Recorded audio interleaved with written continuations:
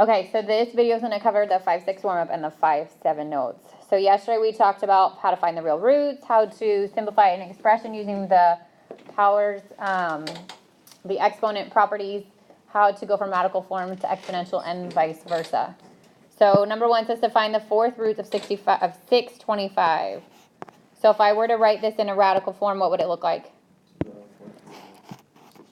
Good. So the fourth would go on the outside and then 625. Let's say we have no idea what this is. How could I start to break down 625? What do you know goes into 625? 5. So I could say 5, and that would be 125. And then what goes into 125? 5. And it would be 25. And then 25 is 5 and 5. And then because of this 4, I know I need exactly 4 of that number in order to bring it to the outside. And there is 1, 2, 3, 4 of them, which tells me that the fourth root of 625 is 5. Raise your hand if you got it right. Good on that one. Okay. All right, number 2 says the fifth root of negative 243. So now the index is 5, negative 243. First of all, can you do a negative if the outside number is odd? Yes. Yeah, so that's the first thing. If not, if this was even, I would say that there's no real solution. Okay, the second thing is, all right, so it's not divisible by 2, it's not divisible by 5. Do you know the trick to figure out if it's divisible by 3? Does anybody know it? What is the trick? Isn't it if you can find out if it's, wait, no, that's 6. You add all of them together. Good. Add all the digits and see if it sums to a number divisible by 3. So 2 plus 4 is 6, plus 3 is 9, and 9 is divisible by 3. So I know this is divisible by 3. So 3 goes into it 81 times, and then 81 can get broken down into what? 9 and 9, which is 3 and 3 and 3 and 3. So there's 1, 2, 3, 4, 5 threes. 3 goes to the outside, and because it's negative underneath, that 3 is negative. Good on that one? Yep. All right, so then 3 and 4, these are using your power product, or your exponent properties. So when I divide, what do I normally do with my exponents? Subtract. So this is 16 of 3/4 minus 1/2.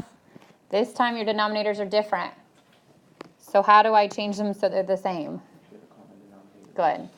Good. Common denominator would be 4, so this would have to be 2 over 4. I'd get 16 3/4 minus 2/4, which is 16 to the 1/4. Put that in radical form. 4th root 16. Good. 4th root 16. So 16 would be 2 and 8, 2 and 4, 2 and 2. There's exactly 1, 2, 3, 4 2s, which means that this is 2. Questions on that one? Okay, 4th root of 256, y to the 8th.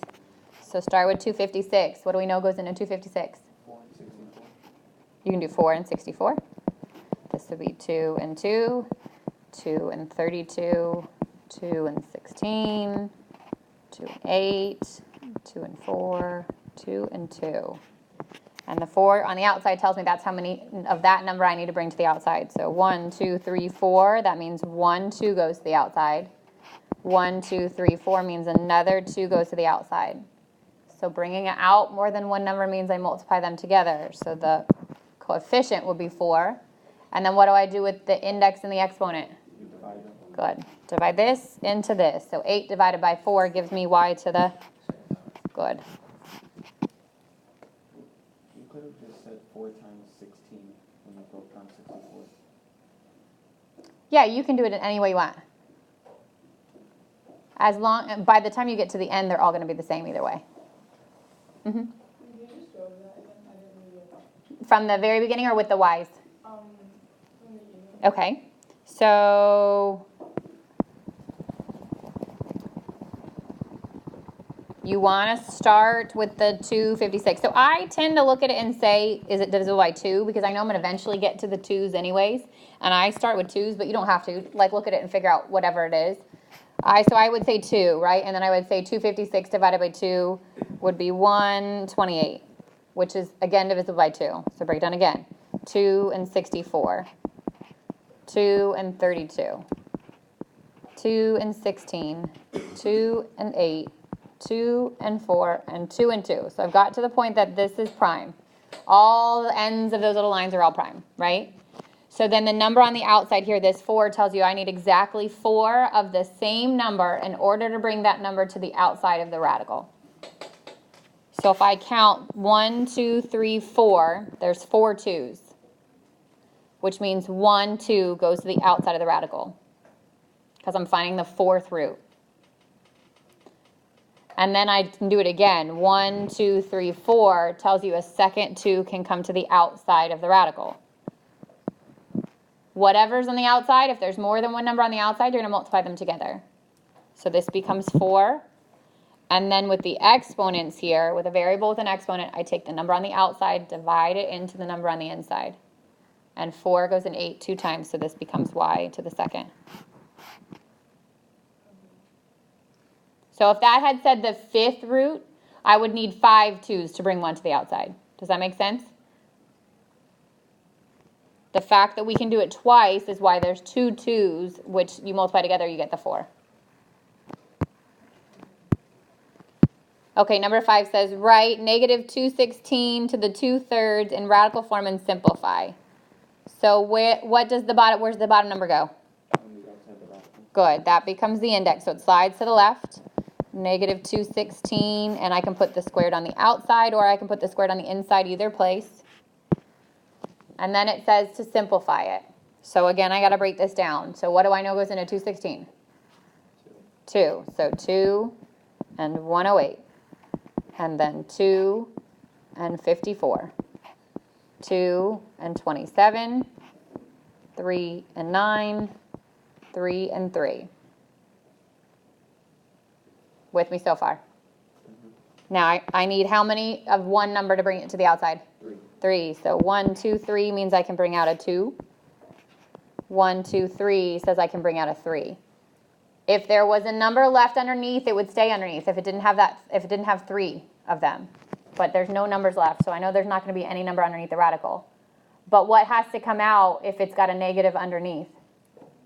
A negative. So this is going to be negative 6. And then it's negative 6 squared, which becomes positive 36.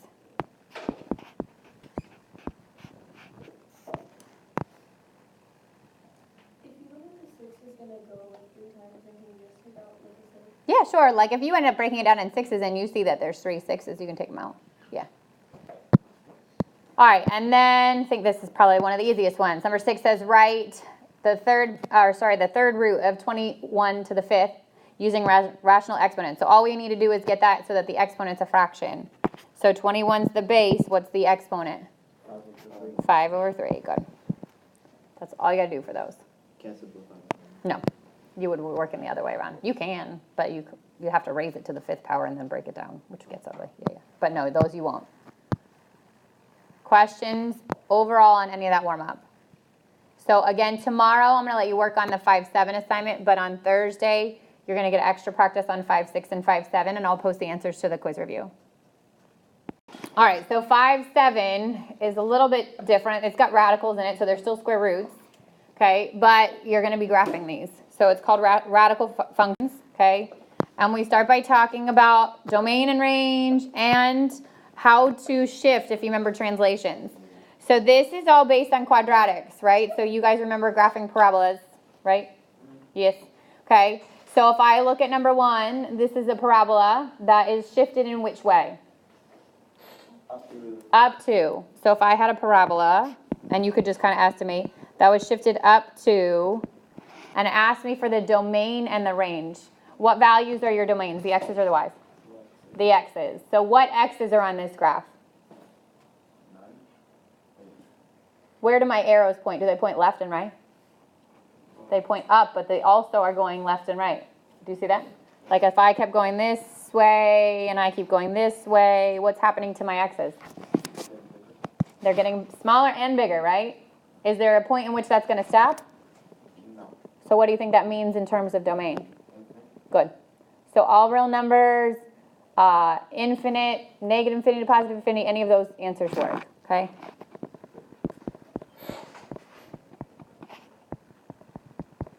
So that's domain. The range is what?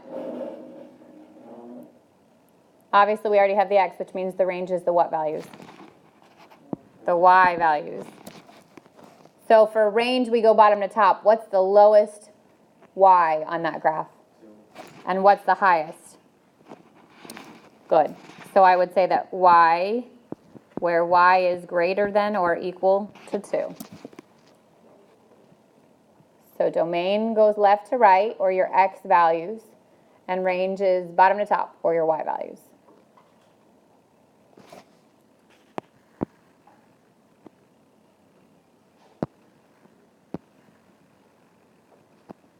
Okay, 2 says f of x equals 3x to the third. Do you remember what an x to the third graph looks like?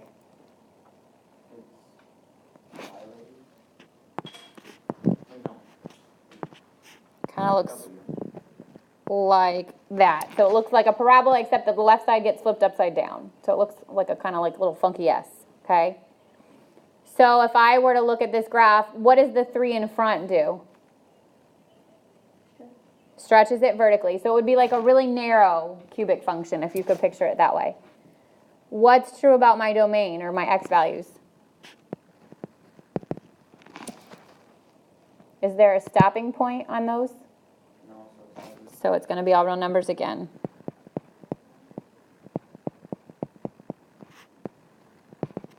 How about the y values? What's the lowest y?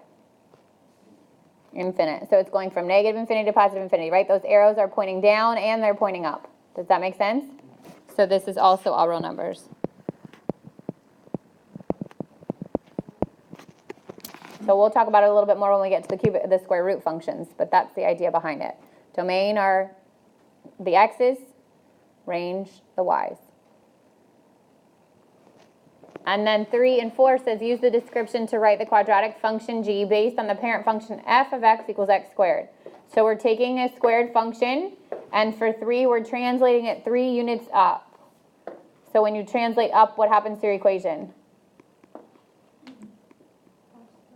You're doing plus 3 after the squared, right? So this would be g to the x equals x to the second plus 3. What's the difference between translating up and down and then translating left and right when you look at an equation? How do you know if it's going left or right? It's good. Good. It's going to be in the parentheses with the variable. So left actually is a what sign? Do you remember? It's a plus, so it's the opposite. So it would be g of x equals x plus 2 squared. So inside the parentheses goes left and right, and it's the opposite sign, you would think. Outside the parentheses is up or down, and it's true to what it is. If I'm adding, I'm going up, and if I'm shifting, I'm going back down. Amber alert. So all of that stuff is going to get applied to square roots. That's what we're going to do today, okay? So it's the same stuff. We're going to review it again, but we're going to apply it to square roots. Radical function. What's a radical function?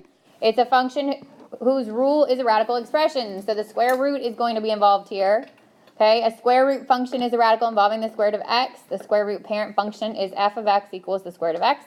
And the cube root parent function is the cube root of x. So we're going to be doing both of these. We're going to be graphing square roots, and we're going to be graphing cube roots. And then we're going to be translating square roots and cube roots. And then we're going to be finding the equation of a translated graph, square roots, and cube roots. So those two things are what you're going to focus on in this section.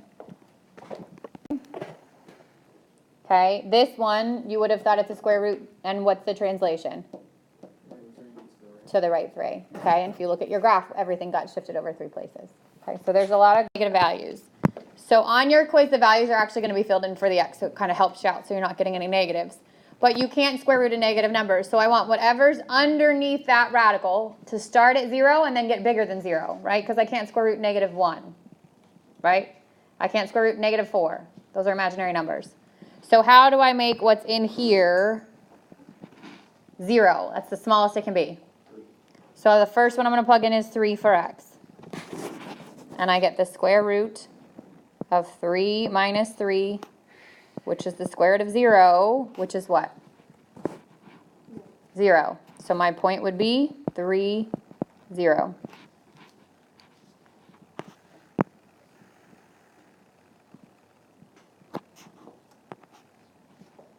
Now what's the next perfect square after 0?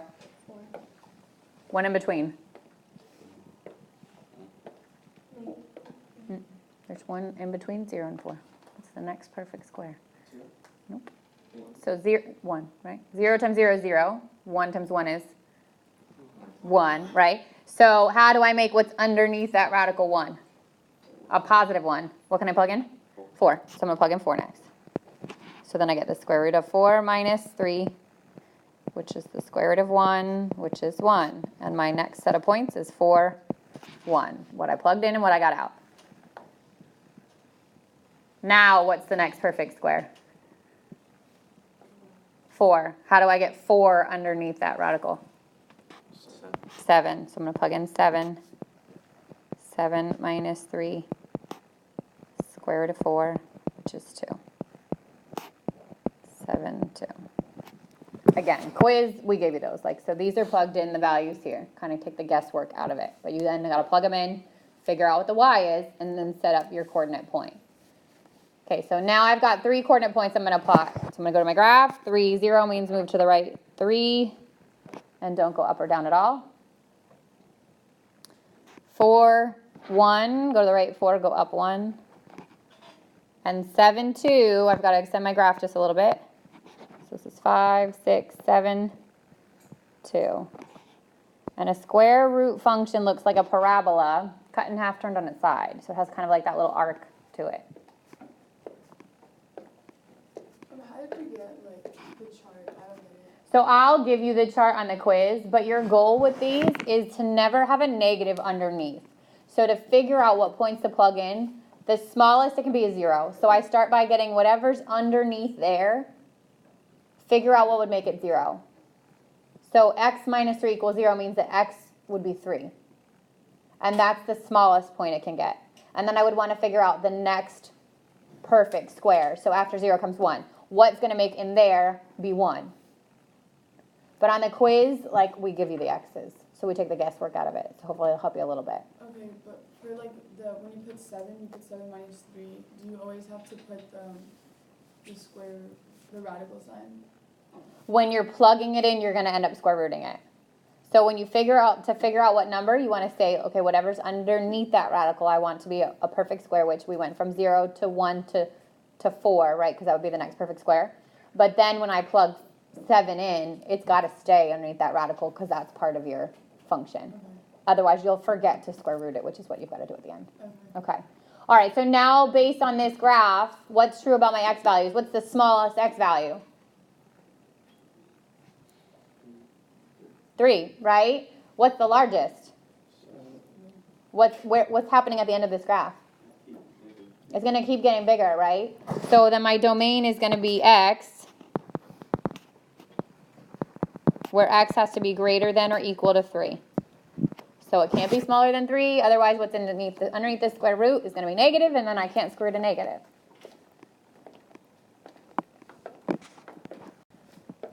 All right, so then what's true about the y values? What's the smallest y?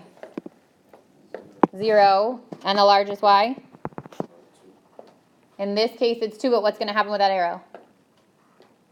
It's going to keep getting bigger and bigger.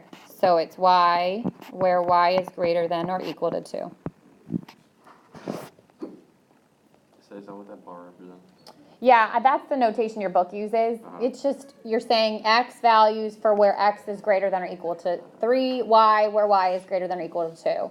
If you leave this part off your quiz and you still have the other part, I'm not going to take points off. I figure you know what you're saying. Just that's the notation your book uses. That should be a 0. I was just making sure you're paying attention. Good job. I'm going to do that. That comes from transformations. Standardized tests loves transformations because you can apply them to anything. If you look back on this example that we did, if I hadn't plotted points, what should you think is going to be happening to my function? So if there's a number on the front, what happens if it's bigger than 1?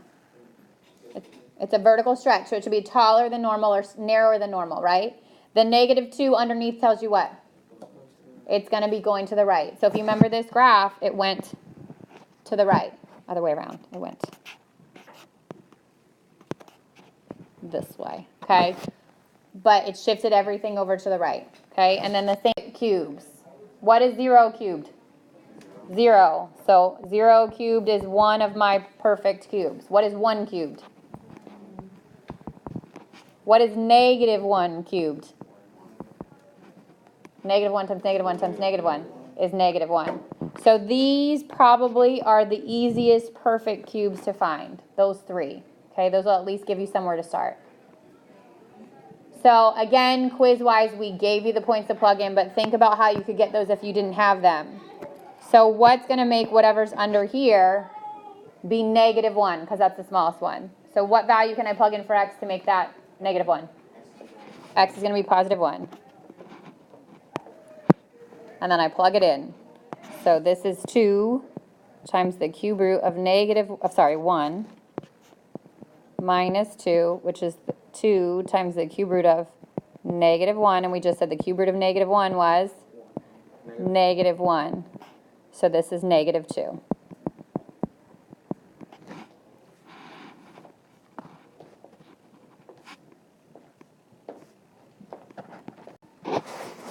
Yep. As far as the graph, you're just going to give us the x value, right? Right. the table. And then you'll plug in the x value, you'll get the y value. The little chart looks exactly the same, but the x's are filled in. Okay.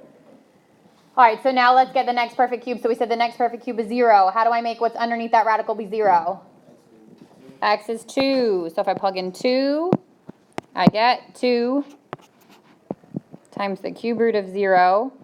The cube root of 0 is 0, and 2 times 0 is 0. So my next point would be 2, 0. So I want to make whatever's underneath the radical be 0. Because that's the next perfect cube. So the goal is to get perfect cubes, which would be negative 1. The easiest ones are negative 1, 0, and 1. Wait, was the top one 1 or negative 1? The top one, what we had to plug in was 1, but the goal is to get negative 1 underneath. I know that's confusing. The goal is to get what's under there, negative 1. And then we said the last one we want to get is positive 1. So what number do I plug into x to get what's underneath the radical to be positive 1? 3. So I do 3. I do 2 times the cube root of 3 minus 2, which is 2 times the cube root of 1, which we said was 1. 2 times 1 is 2.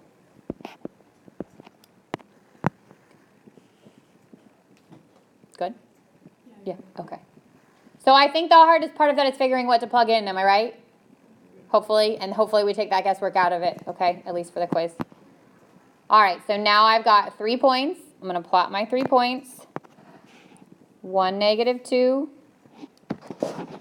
2, 0, and 3, 2.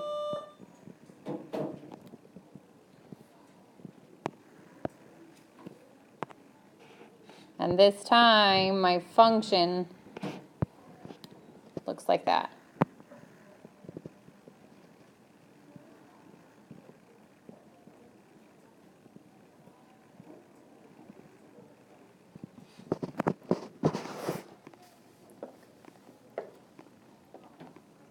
So you want to take that cubic function and kind of turn it to, like if you think about the cubic function from the warm-up, that kind of like, S-looking thing, you're turning it to on its side. That's what the difference would be. Yep. Yeah. So the question's going to be just like this, except the x value should be filled in. So what could you tell me about domain and range of cubic functions? What's true about the cube root? What's true about my x values? Are they limited in any way? No. Y values? Limited anyway? No. So that both of these, for a cube, which is going to happen every time, cube root function, your domain is going to be all real numbers, and your range is going to be all real numbers. Your square root are limited because they can't be negative, but your cube root can be anything. So both of those will be all real numbers. Yep. Here, the goal is to get it from the graph. So when you look at your graph and you look for your x values, you're going from left to right. So is there a point in which that stops? No, right? Those arrows are going to point to the left and they're going to point to the right, which means my x's are all real numbers. And then the y values are bottom to top. So as you move to the right, and to the left, those y values are going to keep getting bigger and smaller, which means there's no restriction on the y values either. But those are real numbers isn't always going to be the answer, right? For any cube root function, Okay. it is. For square root, no, because square root gets stopped, right? You can't put anything that's going to make what's underneath negative. So the square root's going to get stopped, but the cube root is any. Every cube root function has that as its domain range. All right, so using transformations is the second way to graph it, okay? So this is more of like an approximation. So if you remember transformations from your quadratic functions, it's the exact same. The vertical translation, if you're adding or subtracting after the function, so this would be after the square root, you're going to be shifting up if it's positive, down if it's negative, okay? This is the easy part, right? Because you can translate every graph the same way. For a horizontal, it would be inside the parentheses, technically for a cube or for squared, which means it's going to be underneath your square root. So if it's underneath this square root and it's negative, you're going to the right. And if it's underneath this square root and it's positive, you're going to the left. We good so far? Yeah? Okay. The vertical stretch and compression means that your square root is going to get taller or it's going to be flatter and closer to the line. If it's a number bigger than 1, it's stretched vertically. Like you took a string to it and you pulled it up. It's going to be stretched vertically. If it's a fraction in between 0 and 1, then it's going to be flattened, as if like the ceiling caved in on it and flattened it down. So that's vertical stretch and vertical compression. If it's underneath, and this is the trickiest part for square roots, if it's underneath, then it's kind of the opposite. The 1/2 is a horizontal stretch, as though somebody took a string to it and pulled it to the right. So it kind of flattens it out still, but it's by flattening by pulling it horizontal, okay? And if it asks you by what unit is it being stretched, you always do the reciprocal. So if I've got the square root of 1/3 x underneath, this is a horizontal stretch of what? 3, okay? You always flip it. If it's a whole number bigger than 1 underneath it, then it's a horizontal shrink. So as if the walls are closing in from the left and the right, which actually still makes it kind of taller, okay? And again, the compression is by the reciprocal. So if it's 3 underneath, then the compression is 1/3. And then there's 2 kinds of flips for a square root function, or reflections. One, so if this is my standard parent function, if the negative is in front of the x, it flips it across the x-axis or upside down. And if the negative is underneath, it flips it to face left or point over the y-axis. So for these, you're going to be doing a description, but it's also really good to understand these because it should help you when you go to graph. If you were to look back on your example, okay, so I'm going to give you a second to try these, okay? Take your parent function, which is a square root. So your parent function starts at 0, 0, and points to the right, and then graph it using translation. So you don't have to plug in points. The only exact point should really be the beginning point, wherever you start that at. So identify the transformation and then graph it. All right, so it says use the graph of f of x equals the square root of x as a guide to describe the transformation and then graph the function. So for A, what's happening here?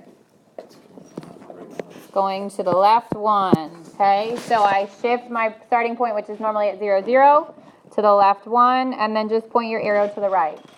So it doesn't have to be exact. If it wanted you to plot in points, it would ask you to plot in points. For right now, you're just describing it and then shifting it, okay?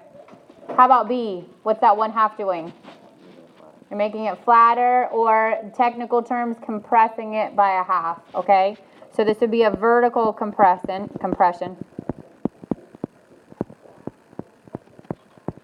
By 1/2, which means if this is my normal, so if this is what I just drew as my normal, it's got to be half as tall, okay? So you should be able to tell the difference between your normal and your half. If not, then just write like flatter if you think it doesn't look the same. All right, how about C? What's the negative out front doing? It's going which direction?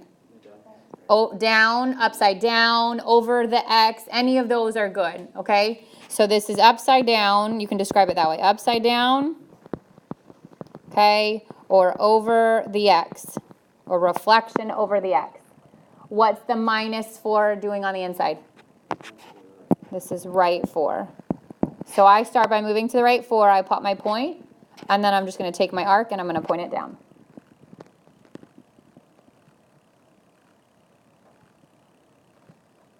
This is the easy stuff, right? This is the good, you don't have to do any work, just write some easy stuff down and plot a point.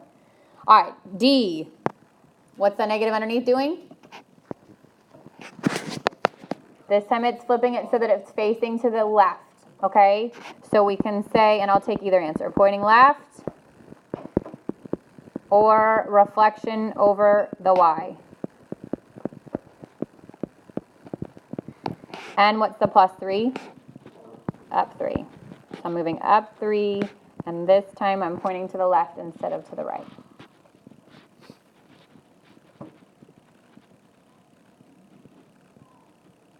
Questions? Mm-hmm. So if the negative's underneath, it goes left. If it's on the outside, it's down. If you were like not sure, what could you do to make sure that you did it correctly? You could plot some points, right? Like if I don't know if that goes left or right, if I plot -1, I should get a value that falls along that side. If it was supposed to go down and I plug in -1, I'm not going to get a value. Does that make sense? So you can always check by plugging points. Questions before? I'm going to just wrap it up because I'm going to go to the next one. Yeah. How do you know whether it's something left or right? Right is normal. So right is positive. Positive square root of x. If the underneath is positive, then it's going to point to the right. If the underneath is negative, that's when it points to the left. Oh. And then the negative on the front tells you if it's pointing up or pointing down. So if I had both, like if I had negative square root of negative x, this negative tells me point it down, this negative tells me point it left. So this would be like that. So the down flips it so that it's upside down, and normally it would point to the right. So it would be like this, but this negative tells you flip it left. So rarely are you going to have both on there. But if I had, let's say I had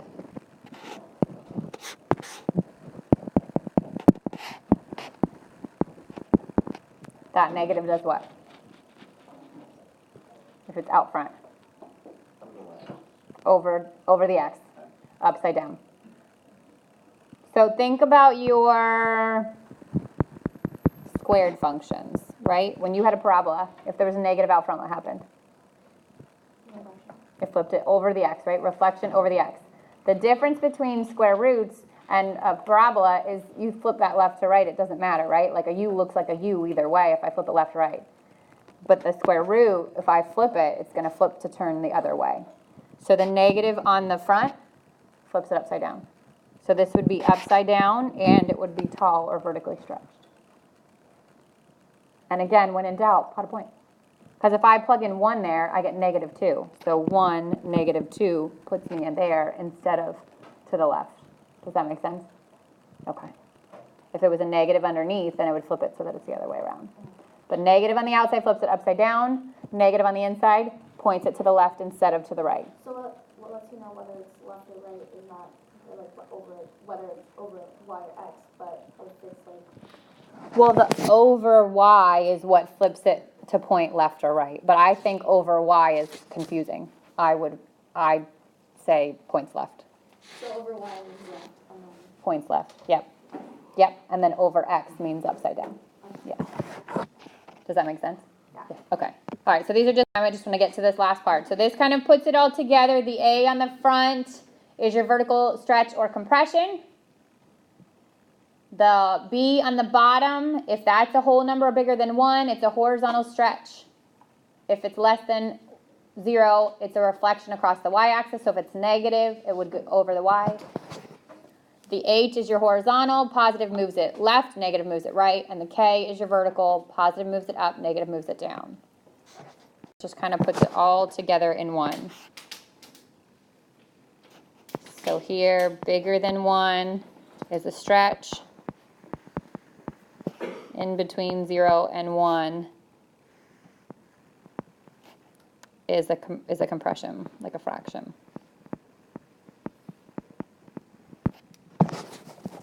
And then this whole value, if it's bigger than 1, same thing.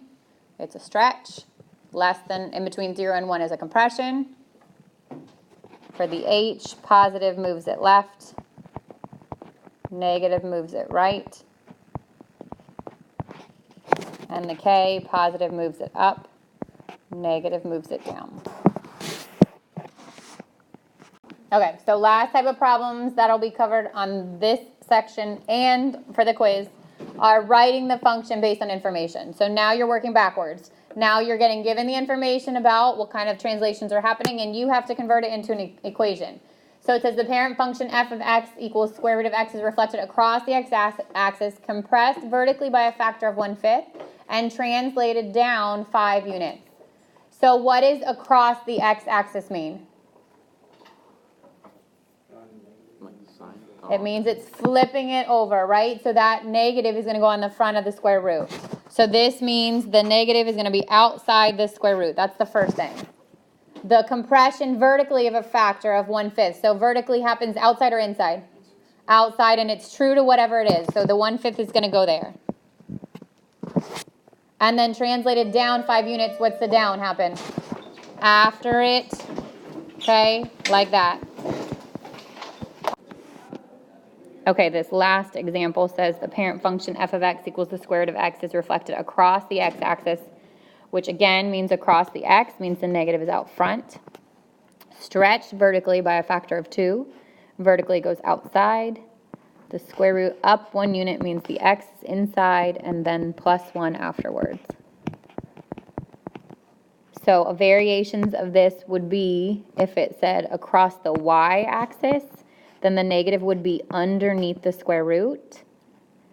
And if it was stretched horizontally, then I would flip it. So if that said horizontally, I would flip it so that it's 1/2. And then instead of like maybe saying up, let's say that said left, then I would say plus 1. So you'll see some of those extra examples in the homework and on the quiz review. That's the end of 5-7, which is the end of the material on the quiz.